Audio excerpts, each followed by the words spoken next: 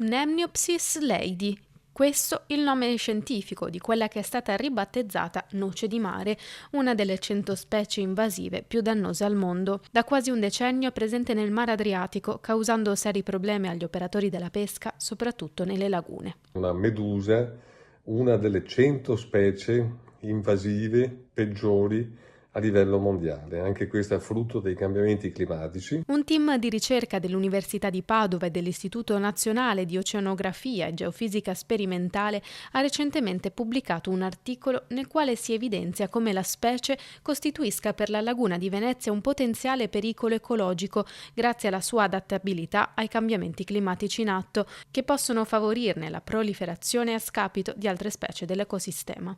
Un animale vorace, carnivoro, mangia larve, uova di pesci, ha un ampio range di salinità e di temperatura sul quale riesce a sostenersi. La noce di mare entra dentro le reti ed impedisce la possibilità di pescare i pesci con le reti tradizionali. La noce nasce nelle coste del Mare del Nord e del Sud America. Ne era stata rilevata la presenza anche nel Mar Nero, ma è stata debellata tramite l'utilizzo di specie predatorie che hanno ripristinato il normale ecosistema marino.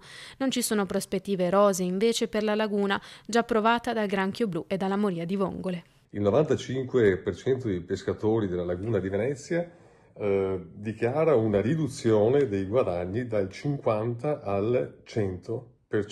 Siamo di fronte a questo ennesimo dramma per quanto riguarda il nostro settore. L'auspicio è che si riescano a individuare attraverso la ricerca scientifica, ma anche con la capacità di resilienza da parte dei pescatori professionali, una soluzione a questo problema.